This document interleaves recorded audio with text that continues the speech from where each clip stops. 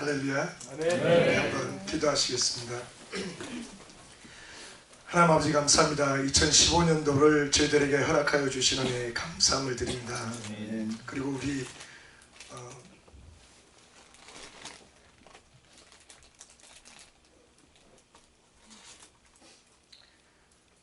사랑하는 선교사님과 KPM 우리 형제자매들과 함께 이렇게 신년에 주님의 말씀으로 찬양으로 하나님을 경배하며 시간을 보낼 수 있도록 인도하여 주시는 진심으로 감사함을 드립니다. 부족한 종이 섰습니다. 하나님의 말씀을 기원하기 원합니다. 진리 되시고 영이 되시고 생명 되신 하나님의 말씀을 우리가 함께 받으며 그 말씀을 우리 심령 가운데 새기게 하여 주시고 또 우리 삶에 적용하여서 하나님이 기뻐하시는 삶을 살 수 있도록 주님 인도하고 역사하여 주시옵소서. 주님께 감사드리오며 예수님의 이름으로 기도드렸습니다. 아멘. 할렐루야. 친정에 오니까 너무 얼마나 좋은지. 여기 오늘 뵈니까 새로 얼굴들이 많이 뵈고 그러는데 1991년도에 직장을 구했는데 우리 건혁석 장로님 그 직장으로 나중에 보니까 하나님이 인도하셔서 그 우리 대학교 때 선배님이셨는데 전혀 얼굴은 본 적이 없었어요.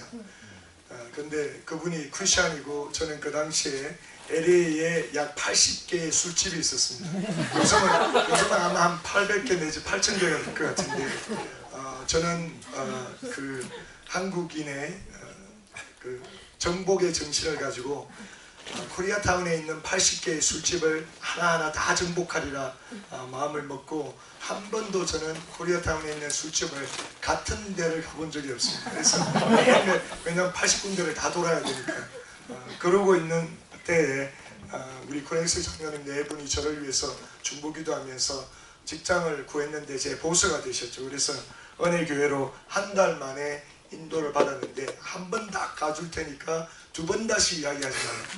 한 번 가줄 테니까 하도 귀찮게 했어. 안 그러면 자를 것 같고 그랬어. 한 번 가줄 테니까 두 번 다시 저에게 욕하지 말라고 그랬더니 그러라고. 근데 그 한 번 갔던 교회 주일 예배가 제 인생을 완전히 뒤바꿔버리고 지금은 24년 동안 하나님께서 이렇게 은혜 주시고 또 은혜의 교회 자체만 해도 얼마나 빡세요, 그죠? 욕 아니죠. 제가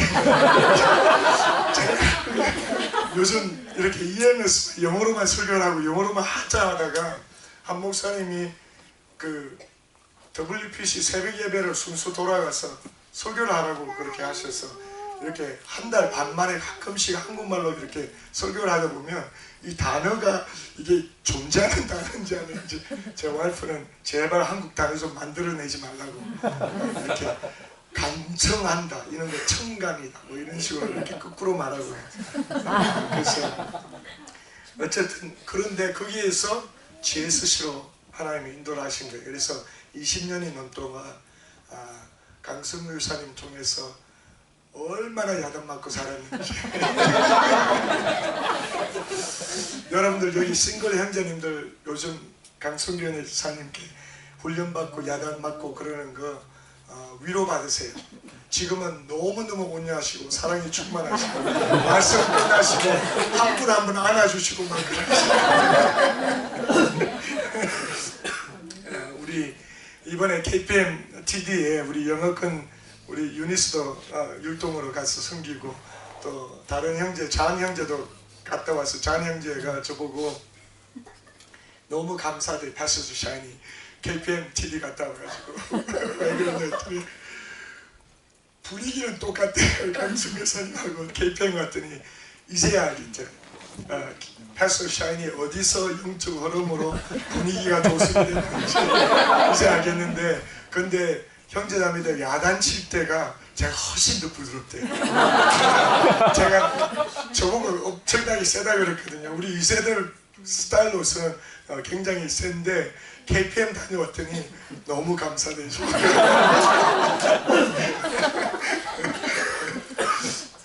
할렐루야 너무 감사하고 아까 잠깐 제가 우리 강성 교사님 말씀 끝나는 부분에 잠깐 뒤에서 말씀 듣는데 얼마나 그 말씀이 달고 감사하고 새롭고 옛날에 20년 동안 그 말씀을 먹으면서 이렇게 양육받았다는 그게 새로워지면서 강성 교사님이 계속 하셔도 저는 전혀 마음에 갈등 없이 아멘으로 하다 가면서 이렇게 들을 수 있는데 강승 교사님이 다 하셔도 저는 올 겁니다.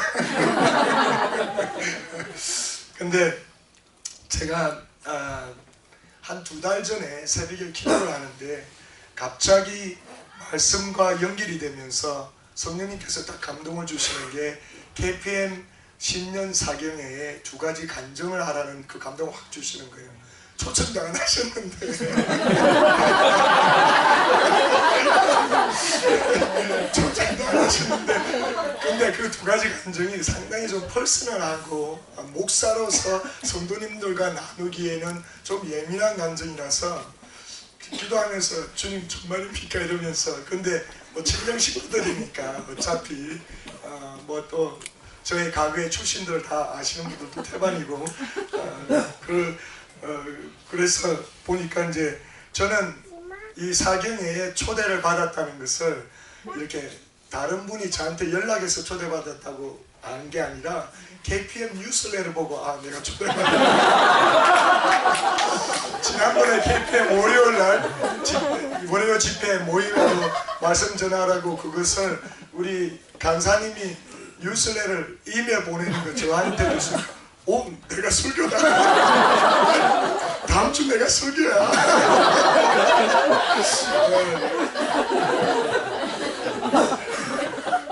근데 친정 식구니까 그게 돼서 내 마음의 갈등도 없고 감사하고 할렐루야. 이런 그 형제자매 이런 하나님 안에서 식구의 관계로 되어 있다는 것이 얼마나 감사한지 모릅니다. 할렐루야. 할렐루야.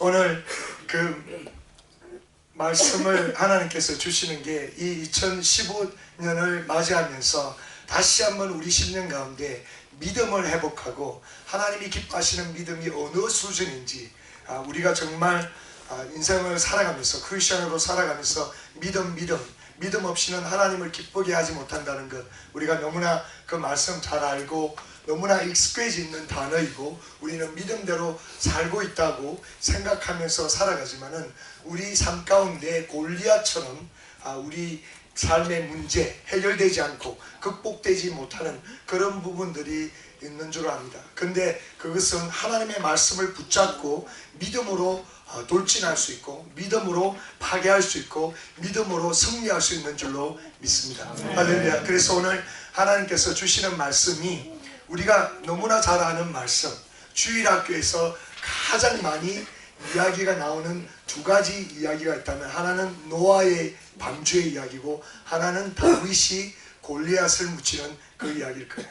우리 큰아들이 지금 9살인데 4, 5살 때쯤에 저녁에 와서는 아빠 나하고 놀이하자고 플레이하자고 그러면서 아빠가 골리앗하고 자기가 다윗 그래서 야구공을 주머니 안에 넣고 던지면 그걸 맞고 이제 골리앗처럼 넘어가는 그런 흉내를 내고 했는데 하나님께서 다윗을 선택하시고 내 마음에 합한 자라고 인정하시면서 그리고 하나님이 그토록 사랑하시는 이스라엘 민족들 그 영혼들을 그 다윗 왕에게 맡길 때 첫 번째 왕이 하나님을 실망시키고 첫 번째 왕이 불순종으로 하나님 앞에 거부당하는 그 점에 하나님께서 소년된 다윗을 불러다 그 하나님이 생명과 바꿀 수 있는 그 영혼들을 맡겼던 그 다윗의 믿음을 보시고 하나님께서 기름 부어주시는데 그 다윗의 믿음을 우리가 다시 한번 그 말씀을 통해서 배우고 묵상하고 그 말씀을 내 신년 가운데 새겨서 2015년도는 믿음의 사람 믿음의 거장이 되어서 승리하는 저와 여러분이 되시기를 예수님의 이름으로 축원합니다. 우리가 잘 알다시피 역사적인 배경으로 하나님께서 원래는 하나님 본인이 스스로가 이스라엘의 왕이 되기를 원하셨습니다. 영원히 왕이 되기를 원하시고 그 백성들을 다스리기 원하셨는데, 이 민족들이 눈에 보이는 다른 열방에 있는 왕국들처럼 눈에 보이는 사람이 왕이 되어서 치리하는 그런 왕국을 원했어요. 그것이 하나님을 참으로 마음을 아프게 했지만 허락을 하게 됩니다. 그래서 허락을 하실 때 처음으로 선택한 왕이 사울 왕이었습니다. 겉으로 보기에는 키도 헐쭉하고 겉으로 보기에는 인물도 좋고 여러 모양으로 사람들이 볼 때 저 정도면 왕이 될 만한 인물이다. 그러나 그의 마음의 중심이 하나님 앞에 합하지 못했고 결국 하나님만 경외하고 하나님께만 인정받기 원하고 정말 하나님 중심으로 하나님의 인도하심만 받아서 그 양무리를, 그 백성들을, 하나님의 나라를 다스리는데 처절하게 실패를 하게 됩니다. 하나님이 명령하셨던 그 말씀 두 가지를 불순종하고 정말 사람들에게 잘 보이기 위해서, 사람들에게 인정받고 사람들에게 인기를 관리하는 왕이 되기 원해서 보이지 않는 그 하나님, 그러나 그 하나님만이 진리의 왕이 되시고 그 하나님만이 진정한 왕이 되시고 그 하나님만이 유일하신 하나님이신데, 그 하나님께 인정과 그 하나님으로부터 인도함 받는 것보다 사람들의 보이기에 관심과 사랑과 인정함과 그리고 그들로부터 대접받는 것에 넘어진 왕이 대표적으로 사울 왕이었습니다. 그 점에 하나님은 사무엘에게 나는 사울을 이제 거부한다. 거부하고 내 눈에는 그런 이제 더 이상 이스라엘 왕이 아니라 그러면서 우리가 16장 사무엘상 16장을 보면 사무엘을 보내서 이새 집에 그 아들 중에 내가 지명하는 자에게 기름을 부으라고 이야기합니다. 그때 그 사무엘이 집에 도착해서 이제 이세 아들들이 줄을 쫙 섰는데 첫째 아들 보니까 인물도 좋고 키도 크고 눈에 보기에 너무 호감이 가서 이자인가 보다 하고 기름병을 부어다가 부으려고 했더니 하나님께서 나는 그를 이미 버렸노라고 말씀을 하십니다. 버렸다고 이야기하시면서 사람들은 외모로 보지만 나 여호와는 사람의 중심을, 마음을 본다고 말씀을 하면서 내가 택한 자가 아니라 둘째 아들도 지나가고 셋째 아들도 지나고 7 아들이 다 지나갔는데 그러면 저 아들 없냐고 이세에게 물어보니까 막내둥이가 그래서 양무리를 치고 있는데 하나 남아있다고 하니까 빨리 부르라고, 그가 오기 전에는 우리가 식사를 하지 않겠다고. 그런데 다윗이 들어오려 보니까 얼굴이 붉고 다윗도 잘생겼던 것 같아요. 여하튼 우리가 잘 알다시피 다윗에게 기름을 붓게 됩니다. 그 기름을 붓고 난 뒤에 17장에 오면 이제 이 사울과 사울 군대가 블레셋 군대와 마주하면서 항우를 벌리고 있는데, 그때가 다윗이 기름 부음 받고 지금 이 항우를 벌리고 있는 그 시간이 어느 정도 지났는지는 정확하게 모르지만 이때 이미 사울은 하나님이 그 기름 부으심을, 성령님을 거두가셨어요. 그리고 악신을 허락했습니다. 그러니까 껍데기만 남아있지 왕으로서 하나님의 기름 부으심으로 하나님의 백성들을 섬길 수가 있는데, 기름 부으심이 떠난 왕으로서 적군을 대할 때 그에게 남아있던 것은 두려움밖에 없다는 거예요. 두려움밖에 없다는 거예요. 그러니까 왕이 부들부들 떨고 있고 온 군대가 다 떨고 있는데 그 블레셋 군대의 대표자, 그 대표자가 하나 나와서 하나님의 이름을 망령되게 이러고 욕을 하고 막 이스라엘 군대들 욕을 하는데 아무도 그 소리를 들으면서 목숨 바쳐 내가 나가서 저놈을 죽이겠다, 저 입술을 막아버리겠다, 골리앗의 입술을 막아버리겠다고 아무도 그러지 못해요. 왕부터 떨고 있으니까 전부 다 두려움에 사로잡혔는데, 그 점에 이새가 다윗을 부르다가 심부름을 시켜서 세 큰아들들이 지금 전쟁에 나가 있으니까 가서 치즈와 빵을 가져다 주라고 심부름을 봅니다. 그때 그 장면에 다윗이 도착하는 거예요. 그 장면에 다윗이 도착하는데 오늘 그 본문 말씀을 우리가 한번 같이 읽도록 하기 원합니다. 사무엘상 17장 같이 읽겠습니다.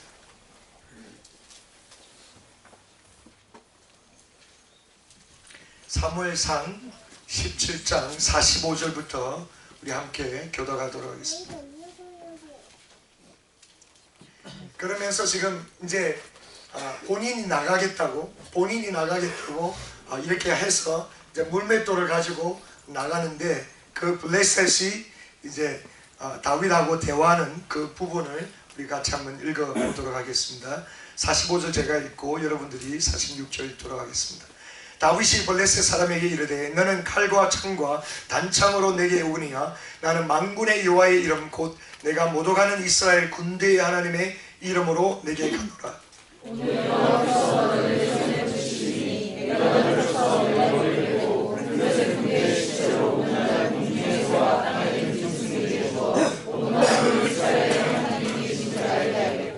또 여호와의 구원하심이 칼과 창에 있지 아니함을 이 무리로 알게 하리라.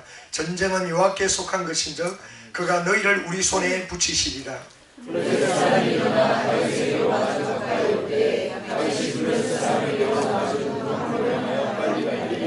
손에 주머니에 넣어 돌을 취하여 물매로 던져 블레셋 사람의 이마를 치매 돌이 그 이마에 박히니 땅에 엎드러지니라.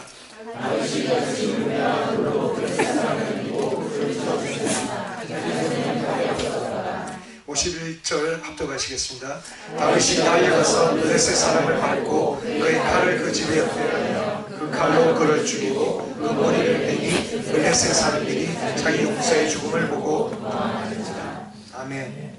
우리는 이 장면을 보면서 얼마나 흥분하고 어린 소년밖에 되지 않는 이 다윗이 그 엄청난 용장, 키도 크고 그리고 헬멧도 쓰고 이 모양 저 모양 엄청나게 무장을 하고 있는 그 블레셋을 물매로 이 돌멩이로 쳐서 죽이는 그 장면을 우리가 보면서 너무나 재밌는 이야기도 될 수 있고 우리에게 큰 도전을 주는 이야기입니다. 이 장면을 통해서 우리가 다윗의 믿음을 배워서 우리의 삶에 적용을 하기 원합니다. 우리는 살아가면서 문제가 없고 아픔이 없고 앞에 장벽같이 벽같이 놓여있고 진퇴양난이 되는 그런 상황이 없으리라고 어느 누구도 장담을 하지 못하는 거예요.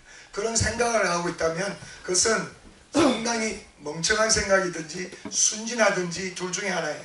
그런데 우리는 살아가면서 하나님께서 허락하는 장애물이 되든지 또 내 안에 있는 그러한 연약함이나 이런 부분이 있을 때 이것이 나에게 골리앗처럼 다가오고 주변에 있는 모든 사람이 그 사울 왕도 그러고 군대가 다 두려웠다는 것처럼 지금 여기는 처절하게 다윗 혼자만 골리앗과 싸우고 있는 거예요.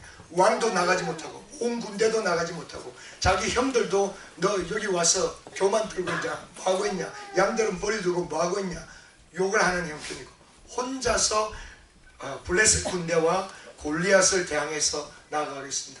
그 혼자가 하나님 한 분만 전적으로 의지해서 나아가서 골리앗을 무찌르는 그 장면을 보면서 우리가 신앙생활을 하면서 첫 번째로 우리가 극복해야 될 것이 뭐냐면 나의 변명이에요.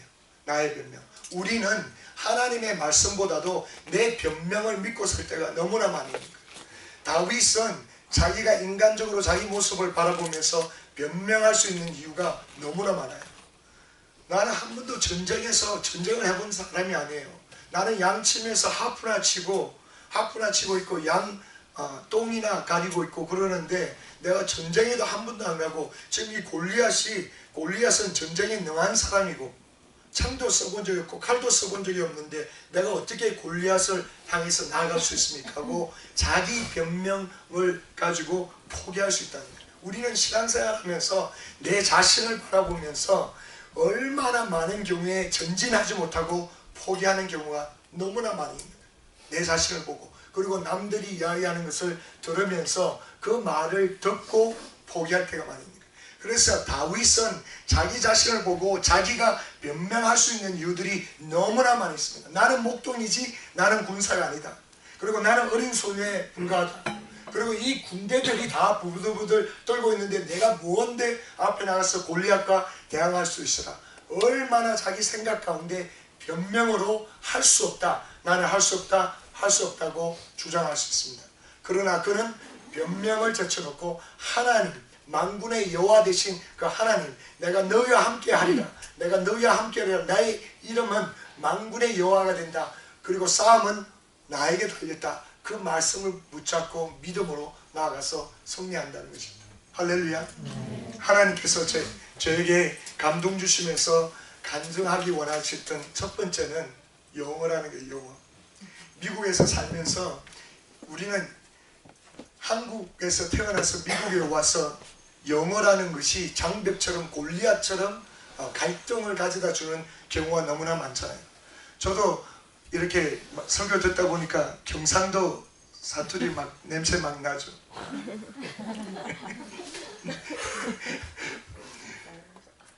미국에서 10년이 넘고 막 그랬는데 쓸 줄 알고 들을 줄 알고 뭐 이해는 되는데 말하는 게 돼야죠. 말하는 게. 그러니까 항상 미국에서 살면서 우리 이민자들은 언어가 안 되기 때문에 언어로 스트레스 받아서 막 이렇게 갈등하는 분들이 많다는 거죠. 그런데 우리 KPM에 있는 형제 자매들이 이 부분에서는 완전히 극복을 해야 되는 거예요. 왜냐하면 하나님께서 주신 KPM의 비전은 열방인 줄로 믿습니다. 전 세계 열방인 줄로 믿습니다. 그 열방에게 다가가기 위해서 그 도구로서는 그 언어가 영어인데, 너무나 감사한 게 우리 선교사님은 러시아 가면 러시아로 전도 훈련 시키시고, 케냐 가면 그 영어로 전도 훈련 시키시고, 그러니까 언어의 장애물에 극복하도록 강하게 훈련 시키시잖아요. 거기에는 변명이 없고 핑계가 있을 수가 없다는 거죠. 할렐루야. 네. 아멘. 아멘. 이것은 극복될 수 있는 것입니다. 그 극복될 수 있는데 그 정인이 여러분들 앞에 저기 있는 거예요. 제가 미국에 17살 고등학교 3학년 때 오고, 그 다음에 직장생활하고 대학교 신학교 갔을 때 34살이었습니다. 34살이었는데 영어 시험을 먼저 쳐보라고 그래서 쳤더니 저에게 요구했던 것이 ESL 107이에요. 제가 이래봐도 ESL 107 출신입니다. 제가 그때 미국에서 살은 지가 13년이었어요. 제가 처음에 창피해가지고 내가 이 교실을 들어가나마나 그랬어요. 강승 교사님이 제 영어 설교를 제 영어 그 실력을 너무나 잘 알고 계시네요. 근데 그때 제가 분해갖고 잠을 못 자면서 아침에 새벽에 딱 일어나서 하나님 앞에 각오한 게, 내 이 골리앗을 치야 된다. 내가 미국에서 살면서 앞으로 하나님께서 복음 전하를 할 텐데 한국말로 하면 복음을 전하게 하실 건 아닌데, 한국말로 복음 전하더라도 괜찮지만은 영어로 복음을 전할 수 있다면 열방을 향해서 하나님께서 주시는 그 비전을 가지고 세계로 나아갈 수 있는데, 내가 지금 이거 13년 됐는데 ESL 107 다니면서 남들이 볼까봐 이게 창피해가 이래가지고 되겠나. 새벽에 새벽 기도 가서 하나님 앞에 선포했어요. 하나님, 이제 제가 새벽 기도 재단 쌓을 때 저는 절대로 이제 한국말로 기도하지 않습니다. 알아서 하십시오. 저에게 성령으로 기름 부으셔서 저 혀를 돌려주셔서 방언을 하게 하시는 성령님이라면 제 혀 만지셔서 영어 잘하게 하시면 되지 않냐고. 그래서 오늘부터는 이제 영어로 기도합니다. 눈 감고 Thank you God. 그 다음에 제 가슴에 남는 것은 답답함이었어요. 표현이 돼야지. 한국말은 얼마나 유창하고 마음으로도 유창하고, 그런데 방언을 하더라도 속으로는 영어로 하는 거예요. 그래서 이제 크리스천 라디오스도 이렇게 들으면서 미국 목사님들이 마무리 기도할 때 있잖아요. 그런 거 한 단어씩 한 센텐스씩 딱 듣는 거예요. 그거 외우는 거예요. 그래가 그거 또 써먹는 거예요. 그 하나하나. 그러는데 하나님이 갑자기 GSC에서 우리 그 당시에 외국 형제가 한 2명 왔는데 동시 통역을 잘하던 형제가 있었어요. 그런데 자기 교회에 갑자기 모임이 겹쳤다고 못 나오게 된 거예요. 그래서 그때 예배 담당하시는 집사님이 갑자기 저보고 김항신 형제님이 통역을 해줘야 되겠다고 그러는 거예요. 내가요 어떻게 되지? 제가 그때 식은땀이 나면서 40분 동안 강성 교사님 설교를 통역을 하는데 제가 어디에 있는지를 모를 정도로 했는데, 근데 하나님 앞에 그 고집을 부렸어요. 유혹이 있었는데 몇 개월 지나니까 기도가 너무너무 답답한 거예요. 이 표현이 안 되니까. 그래서 하나님 앞에 기도하면서 안 바꿉니다. 하나님 알아서 하십시오. 안 바꿉니다. 그러면서 계속 영을 하는데 통역을 그러니까 계속 하고 있잖아요. 근데 한 번은 한 세 형제가 아직도 생생하게 기억이 나요. 제 새 앞줄에 딱 앉아있더니 늦게 들어왔어요. 제 목소리가 또 얼마나 커요. 그 당시에 GSC 예배당에 무슨 뭐 마개도 있는 것도 아니고 말하면 앞에 있는 사람들이 다 듣는 거예요. 근데 이 세 형제가 설교를 안 듣고 통역을 듣고 있는 거예요. 그래서 자기들끼리 이야기, 나 들으라고. 야야, 통역하는 저 영어 실력, 야 저 영어 실력 갖고 어떻게 통역하냐? 야 영어도 경상도 사투리 같아. 마이크 딱 들어. 그래가지고 뒤통수 막 때리고 싶은데. 근데 브레이크스루로 딱 흘러가시더라고요. 몇 주 딱 지났는데 완전히 성령님께 의존해서 하는데 하나님이 혀를 확 돌려주시는데 발음도 제 발음이 아니고 단어도 평소에 생각나지 않는 단어들이 막 나기 시작하면서 막 나오는데 제가 놀라는 거 영하면서 그러면서 이제 해나가게 하시는데 지금 저도 가끔가다 너무너무 신기해요. 제가 EM 목사를 하고 있다는 게 ESL 107 출신인데 근데 제가 우리 EM 식구들한테도 그래요. 이 세상에 영어 잘하는 사람 얼마나 많냐. 영어가 완벽한 2세 목회자들이 얼마나 많냐. 근데 하나님이 왜 나를 너희들에게 보냈냐. 영어 때문에 보낸 것 같냐. 그게 아니라는 거죠. 그게 아니라는 거죠. 하나님을 향한 온전히 의지하는 그 믿음. 딴 거 몰라도 믿음 하나님 하나 붙잡고 다른 거는 실력이니 뭐니 보여줄 게 없더라도 하나님 하나만 한 분만 의존하고 살려고 하는 그거 하나 때문에 하나님께서 보내주시는 줄로 믿습니다. 할렐루야. 우리는 인생을 살아가면서 나를 짓누르고 나를 스트레스를 주고 나를 힘들게 하고 나를 사람들 앞에 자유하지 못하는 그런 부분들이 있으면 그것은 나에게 골리앗입니다. 그러나 하나님은 그 골리앗 앞에서 떨면서 스트레스 받으면서 살라고 한 번도 말씀하지 않으셨어요. 근데 그것을 정면으로 대해서 하나님의 약속의 말씀을 붙잡고 내가 이것을 극복할 수 있다. 내가 이것을 승리할 수 있다고 믿음으로 나가면 반드시 극복되는 줄로 믿습니다. 할렐루야. 다윗은 자기 핑계하지 않았습니다. 우리는 많은 경우에 내 자신을 제한하고 하나님을 제한하는 첫 번째 이유가 뭐냐면 핑계예요. 핑계, 변명입니다. 지난 주일날 저희 EM에 초청 강사님이 계셨는데 여자분인데 게어 맥윌리엄스라고 5 자녀를 둔 아주머니예요. 근데 하나님께서 그 분을 통해서 막 말씀 전하게 하시고 간증하게 하시고 막 그러시는데 그분은 둘째 아이를 임신했을 때 의사 선생이 자기 방에 와서 이야기를 했습니다. 아이를 낳을래? 아니면 눈을 시력을 잃어버릴래? 두 가지를 줬어요. 너는 만약에 아이를 그대로 임신해서 가서 아이를 낳으면 너는 시력을 잃어버린다. 그 질병이 있었대요. 근데 당연히 생각도 하지 않고 나는 당연히 아이를 놓겠다. 그렇게 해서 아이를 둘째를 놓고 실명이 돼서 지금 눈이 머신 분입니다. 근데 계속 아이를 낳아서 다섯이나 있어요. 근데 그분이 오늘도 자기 가방에 핸드백에 열쇠를 들고 다닌대요. 그래서 사람들이 물어본대요. 왜 당신 볼 수도 없고 운전도 못하는데 가방에 열쇠를 넣고 다니냐고. 그러니까 하나님이 고쳐주시면 내가 운전하고 다녀야 되니까 나 드라이브 얼마나 좋아하는데 그러면서 다니면서 그분이 하시는 말씀이 우리는 나의 변명을 하나님의 말씀보다도 너무 철저하게 믿으니까 우리는 나에게 하나님이 역사하시는 나를 통해서 역사하시고자 하는 영광과 능력과 하나님의 그 엄청난 계획을 내가 변명 때문에 제한하고 하나님을 제한시킬 때가 너무나 많다는 거죠. 그래서 우리가 새해를 시작하면서 내가 내 스스로 속인 것 아니면 남들이 말하면서 속인 것 그 변명을 철저하게 우리는 다 접어두고 하나님의 말씀만 붙잡고 나아가는 저와 여러분이 되시기를 예수님의 이름으로 축원합니다. 할렐루야. 두 번째 다윗이 골리앗을 나아가서 승리할 때 그가 됐던 두 번째 간문은 사람들의 말이었습니다. 그가 아버지의 심부름을 받고 전쟁에 딱 나왔더니 첫 번째가 자기 큰형이 너 여기 왜 왔어? 빨리 아버지께로 안 가? 너 양들 그냥 두리고 여기 뭐 구경하러 왔어? 지금 여기가 구경할 때야? 그를 방해했던 그 말은 그 형의 말이야. 이렇게 와서 뭐하고 있는 거야? 이렇게 와서 뭐하고 있는 거야?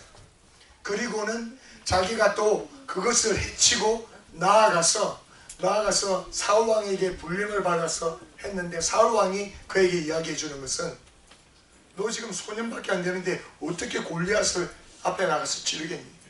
그러는 거예요. 그러면서 자기를 제지시켰는데 결국 그가 간정을 하면서 내가 양무리를 칠 때 곰도 죽여받고 사자도 죽여받고 이 할례 받지 못한 이놈도 하나님께서 내 손에 붙일 겁니다 하고 믿음으로 고백했을 때 사울이 보내는 거예요. 우리는 신앙생활 하면서 많은 경우에 사람들이 나의 귀에 들려주는 그 말들을 필터를 하지 못하고 그 말들을 들으면서 저지 내 스스로를 그냥 포기할 때가 너무나 많다는 거예요. 근데 사람들이 나에게 말을 할 때 그 사람들이 나를 구원한 사람들이 아니에요. 나를 구원하신 분은 예수 그리스도이십니다. 아멘. 나를 구원하신 분은 예수 그리스도이신데 그분이 나에게 주시는 말씀이 많아요. 그분이 나에게 주시는 말씀은 너가 예수 그리스도 안에서 모든 것을 할 수 있다고 말씀하세요. 그 말씀을 들어야지 왜 사람들은 나에게 똑똑하게 이야기해 주냐고. 당신은 이래서 안 되고 저래서 안 되고 당신은 34살에 지금 ESL 107 받는데 어떻게 앞으로 유창하게 영어로 복음을 전할 수 있습니까? 너무나 친절하게 너무나 똑똑하게 나에게 설명을 해줘도 그것을 믿을 거냐 아니면 하나님의 말씀을 믿을 것이냐. 믿는 자에게 넘치 못함이 없다. 믿는 자에게 넘치 못함이 없다는 그 말씀을 붙잡고 나아갈 수 있는가. 그것은 나의 결단에 달려있다는 거예요. 나의 선택에 달려있다는 것입니다. 이 소년이 형도 거부하고 왕의 말도 거부하고 나아간 거예요. 그런데 여기에 통일된 점이 있어요. 형이 그를 방해했고 왕이 그를 저지시켰습니다. 그런데 하나님은 이 두 사람을 다 거절했었습니다. 그러니까 뭐냐면 우리는 신앙생활하면서 우리를 방해하고 우리를 막으려고 하는 사람들이 그 사람들이 눈으로 보일 때는 우리보다 크게 보이고 눈으로 보일 때는 우리보다 더 많은 것을 성취하고 눈으로 보일 때는 우리보다 더 나은 타이틀을 소유하고 있는 사람일 수도 있어요. 그러나 속지 마시기 바랍니다. 하나님의 말씀으로 볼 줄 알아야 돼요. 큰 형이었어요. 자기보다 큰 형이었어요. 자기는 8째고 지금 첫째 맏아들이 맏형이 자기에게 너 뭐하고 있어? 아빠에게 돌아가. 그렇게 말하고 있고 왕이 너 할 수 없다고 이야기하고 있다는 거예요. 우리가 다른 사람들이 심지어 우리 부모님이 될 수 있고 심지어 목사라는 타이틀을 가지고 여러분들을 저지시킬 수도 있고 아니면 여기에 뭐 세상에 여러분들의 직장의 보스가 되든 누가 되든 나보다 더 영향력을 미치고 권세를 가지고 있는 사람이 나를 저지할 수 있는 말을 하다 하더라도 절대로 주눅들지 말고 하나님의 말씀을 붙잡으시기를 예수님의 이름으로 축원합니다. 할렐루야, 할렐루야. 그렇기 때문에 우리는 영적으로 아까 선교사님이 말씀하셨는데 영적인 사람, 영적으로 인도함을 받지 못하면 하나님을 기쁘게 할 수 없는데 우리는 하나님의 집안에서도 똑같이 크리스찬이고 똑같이 예수를 믿고 구원을 받았지만 그들의 입에서 나오는 것, 그들의 행위에서 나오는 것, 그들의 삶에서 나오는 것은 다 육적으로 이끌림을 받아서 사는 사람들이 허다하게 많다는 거예요. 그러나 그 사이에서도 그 안에서도 영적으로 살고자 하는 사람들은 핍박을 받을 수 있습니다. 그러나 인내하며 감사하며 축복하며 하나님의 말씀을 붙잡고 나아가면 반드시 주님의 영광을 보는 줄로 믿습니다. 할렐루야, 할렐루야. 세 번째로 다윗은 골리앗을 나아갈 때 생명을 걸고 나아갔습니다. 이 부분이 너무나 중요해요. 생명을 걸고 나갔다는 거예요. 이 생명을 걸고 나갔을 때 자기가 돌멩이를 매끈한 것을 5개를 집었어요. 5개를 짚고 나아가는데 지금 여기 골리앗이 어떤 모습으로 서 있는지는 여기 우리 한번 말씀을 한번 살펴보죠.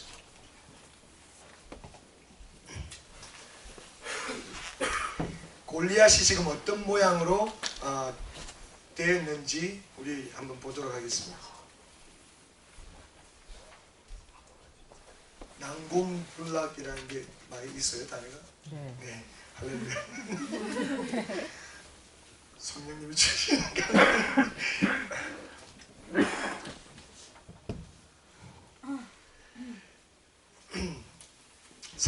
4절부터 제가 같이 눈으로 보시고 제가 빨리 읽겠습니다.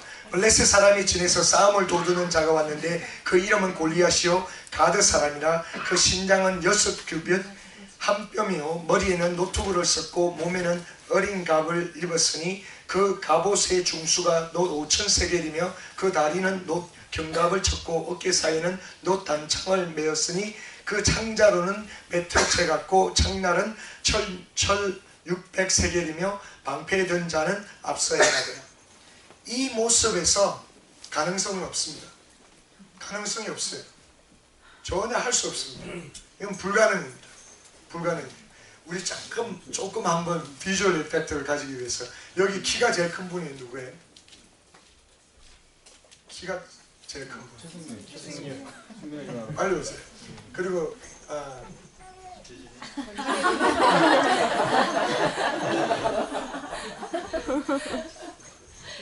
최수민 형제님 뒤쪽에 가 계시고, 아니 뒤쪽으로 저를 보시고 둘 분 다 지금 이렇게 두 사람이 나오고 있는 거예요. 지금 골리앗은 투구와 모든 것을 다 했어요. 빈틈이 없습니다. 오직 빈틈이라고는 지금 투구를 쓰고 모든 것은 갑옷으로 다 채웠는데 여기 딱 이 부분밖에 해요. 그런데 또 문제가 뭐냐면 앞에 방패를 든 자가 또 있는 거예요. 그러면 지금 소년이 달려서 다윗이 달려서 물매를 쳤을 때 각도적으로도 지금 가서 최수민 형제 이마에 돌이 박히는 그 확률이 지금 방패가 있기 때문에 이렇게 각도가 없어요. 여기밖에 없는 거예요. 여기밖에 없어요. 불가능한 겁니다. 불가능한 거예요. 돌멩이 5개를 딱 들었는데 창도 아니고 화살도 아니고 물매로 던져서 저기를 맞춘다는 것은 불가능한 거예요. 불가능한 거예요. 자기가 목숨을 내놓지 않으면 앞에 못 나갑니다. 앞에 못 나가요. 근데 그는 양무리를 치면서도 이미 사자 앞에서 곰 앞에서 하나님이 맡기신 양을 위해서 생명을 바치겠다고 결단을 해봤던 경험이 있는 자이기 때문에 골리앗 앞에서도 그의 태도는 하나님이 함께 하시면 나를 살리시고 저 할례 받은 자를 죽이실 거란 그 믿음 앞에서 목숨을 내어놓고 나간 거예요. 근데 죽겠다 하는 자는 감당할 수가 없습니다.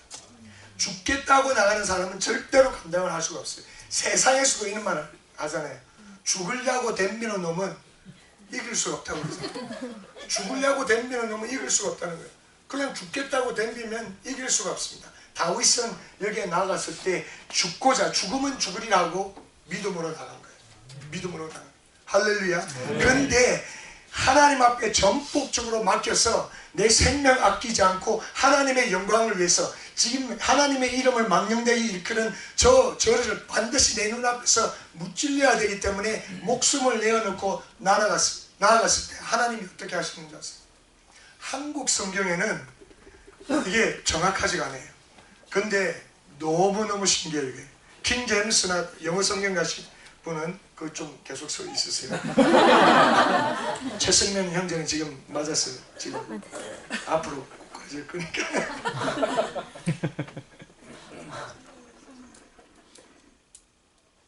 49절 누가 한번 읽어주세요. 49절 한국말 한번 누가 읽어주시고 누가 영어 성경 킹 제임스나 있으시면 한번 읽어주세요. 손을 주머니에 넣어 돌을 취하여 물매로 던져 블레셋 사람의 이마를 치매 돌이 그 이마에 박히니 땅에 엎드러지니라. 영어로 누가 있으면 영어로. David put his hand in his bag and took thence a stone and slang it and smote the Philistine in his forehead that the stone sunk into his forehead and fell upon his face either. 한국말에는 정확하게 안 됐는데 영어는 뭐라 돼 있어요? 영어는 굉장히 정확합니다. 돌이 날아갔어요. 이게 거리적으로 어느 정도인지 몰라요. 다윗이 하나를 붙잡고 돌려서 휑 했는데 이게 지금 돌이 뾰족한 돌이 아니잖아요. 둥그란 돌이잖아요.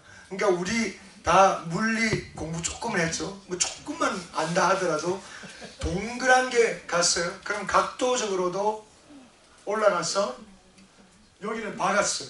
박았는데 보통 이 머리가 단단하잖아요. 그죠? 그러면 뾰족한 거면 쉽게 박히지만 둥글기 때문에 돌이 어떻게 돼요? 주로 튕겨나오죠. 튕겨나오죠.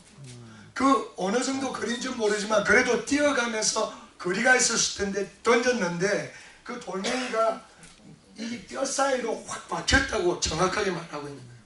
그러면 물리학적으로 박히면은 어디로 어떻게 넘어져야 돼요? 뒤로 넘어져야 되는데 영어 성경에 뭐라고 되어 있어요? 이게 만약에 튕겨 나갔으면 머리가 뭐 그장이니까 만약 돌멩이가 튕겨 나갔으면 이렇게 해서 뭐 이러다가 흔들흔들하다가 앞으로 떨어질 수도 있어요. 그러나 돌이 박혔어요. 박혀서 확 쳤으면 몸은 뒤로 확 제껴져서 이렇게 넘어져야죠. 그렇잖아요. 돌이 박혔는데 앞으로 넘어질 수 있는 확률은 전혀 없다는 거죠. 그런데 앞으로 넘어졌어요. 앞으로 넘어졌어요. 뭘 말하고 있어요? 믿음으로 목숨을 내어놓고 하나님의 영광을 위해서 하나님을 망령되이 일으키는 저놈을 죽여야 된다고 믿음으로 돌멩이를 던지는 순간, 믿음으로 놨을 그 순간 하나님이 돌을 잡으신 거예요. 하나님이 돌을 잡고 정확하게 각도도 정확하게 고스파에다가 정확하게 하나님이 확 던지시니까 얼마나 세게 날아갔으면 둥근 돌인데도 뼈 사이에 확 박혀버린 거예요. 박혀서 골리앗이 뻥 맞고 이렇게 하려니까 하나님이 뒤로 조절해요. 이 짜싸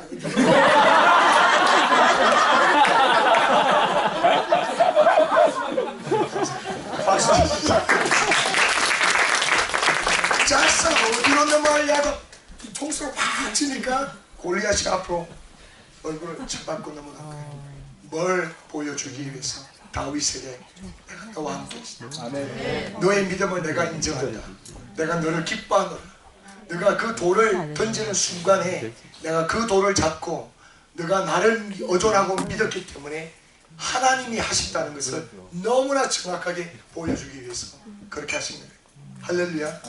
우리는 그냥 중간에서 믿음으로 살까 아니면 환경으로 살까 대충 확률을 놓고 따질까 데라베이스로 살까 하나님의 말씀을 믿고 주님을 전적으로 의지하며 어떤 데는 우리가 생명의 위협감을 느끼면서 결단하며 나아갈 때도 있어야 됩니다. 할렐루야. 할렐루야. 그러나 걸을 때 우리의 믿음을 보시고 하나님께서는 주의 영광을 드러내시는 거예요.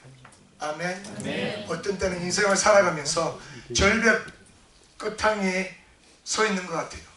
분명히 내가 한 바닥 믿음으로 떼면 나는 목을 부수고 넘어질 수밖에 없고 목이 부러져서 죽을 수밖에 없는데 믿음으로 하나님을 의지하면 죽으면 죽으리라고 발을 떼는 순간 날고 있는 내 자신을 발견하게 됩니다.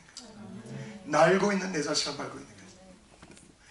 평소에 모든 사람은 걸어가지만 믿음으로 생명의 위험이 있을 때도 발을 떼면 날아가는 내 자신을 보게 된다. 하나님께서 GS를 통해서 세계 선교에 대한 꿈을 주시고 말씀으로 계속해서 믿음으로 양육받으면서 정말 하나님 열방이 주님 앞으로 돌아오기 원합니다. 하나님 나도 쓰임받기 원합니다. 복음을 위해서 나도 쓰임받기 원합니다. 그렇게 하면서 제가 정확하게 기억해요. 91 하이웨이를 들어가기 전에 갈디나 쪽에 거기에서 알티시아 길이 91으로 변화받는데 그때 제 마음에 이런 소원이 생긴 거예요. 하나님 저에게 주시는 물질의 30%를 세계 선교를 위해서 드리기를 원합니다. 11조뿐만 아니라 그 좀 할 수 없을까요? 내 마음에 결단을 했어요. 제가 생생하게 운전해 가면서 그 생각이 기억이 나요. 근데 그게 그렇게 안 되더라고요. 11조 내고 그 다음에 조금 더 내려고 그러면 그게 그렇게 안 돼요. 그게 그 수년이 흐르는 거예요. 수년이. 우리 은혜교회는 선교하다가 죽겠다고 작정하셔서 50% 이상을 했기 때문에 하나님이 그 마음 중심 보고 교회가요 재정을 50% 이상을 떼어놓고 선교하겠다는 것은 선교하다가 죽겠다는 이야기입니다. 그게 계산적으로 계산이 나오지 않아요. 나올 수가 없어요. 그는.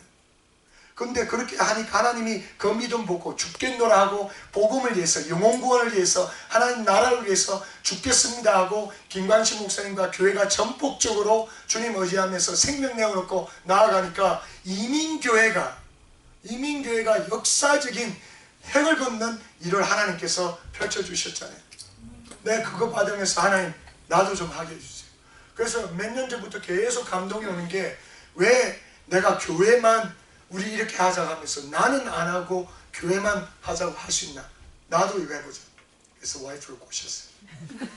야, 우리 하나님 100% 주시는 것에 10% 11조 내고 나머지 반 뚝 잘라서 10% 주고 10%는 애들 위해서 쓰고 딱 잘라서 45% 우리 선교를 위해서 드리는 생활을 하자. 그러니까 와이프가 진짜 하나님이 그렇게 말씀하시는 것 같아요.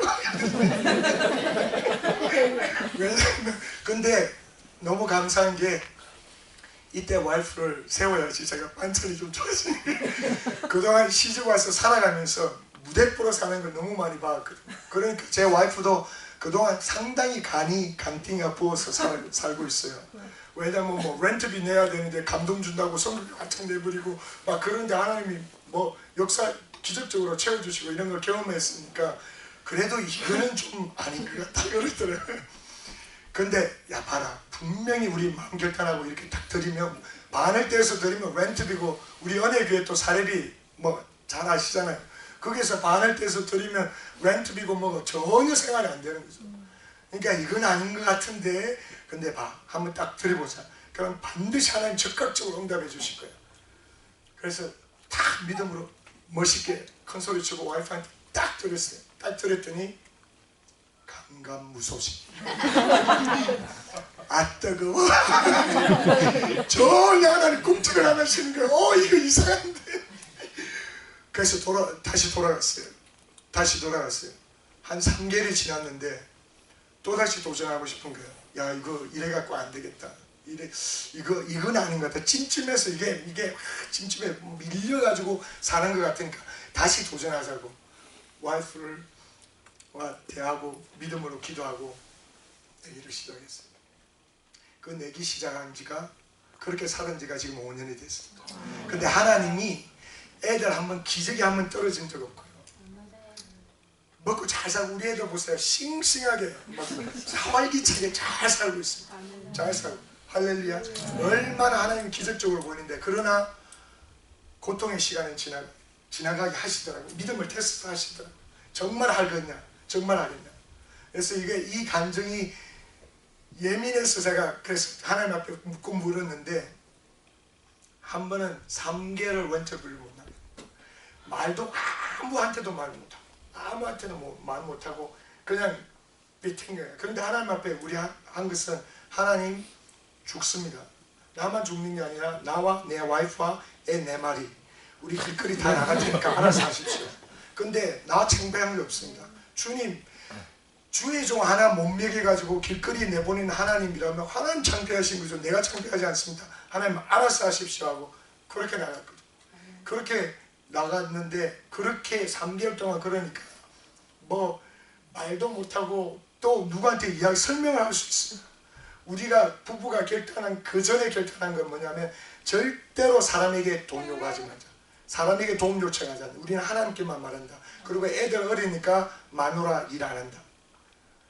엄마가 아이들 옆에 있는 것이 제일 중요하고 애들이 자랄 때 제일 그게 필요한 것이니까 하나님 알아서 하십시오. 그렇게 살았거든요. 그래서 한 번도 사람에게 이야기한 적 없고 손 내민 적 없고 와이프 일하지 않고 애들 싱싱하게 지금 잘 살고 있는데 3개월을 그렇게 하는데 하나님 테스트 하시는 거예요. 고백하지 않을래? 고백하지 않을래? 안 합니다.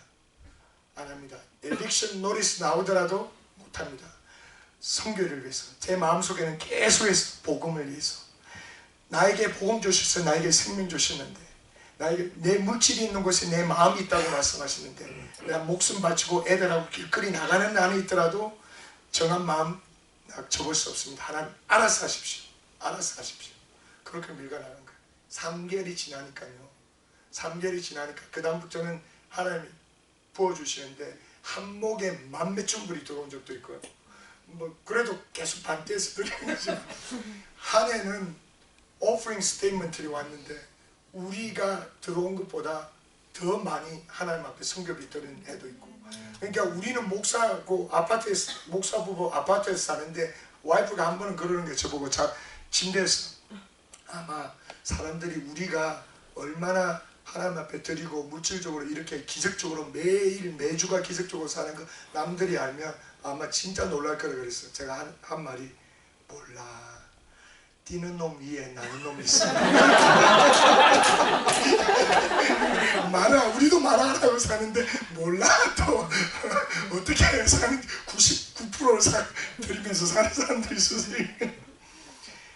EM에 제가 와서 성도님들에게 선포할 때 우리 선교를 위해서 1세들 이렇게 했다 저렇게 했다 부러워하면서 2세는 못한다 그렇게 언제까지 핑계하고 있으냐. 12년 13년이 EM이 됐는데 선교를 위해서 한 번도 10불도 재정 책정한 일이 없이 이때까지 살아왔는데 이거 안 된다. 리더라고 뭐해서 뒤집어 놓고 우리도 반한다.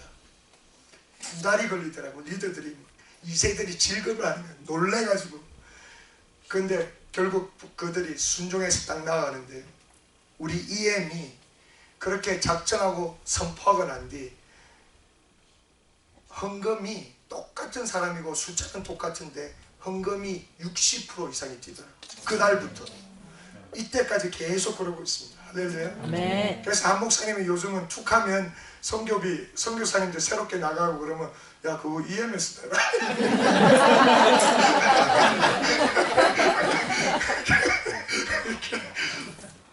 근데 물질을 초월딱 해버리니까 한번 죽겠다고 하나님 앞에 의지해서 벼랑이 떨어져서 목이 부러질 것 같다고 딱 말을 떼었는데 날아가는 것을 한번 경험하니까 겁이 없는 거예요.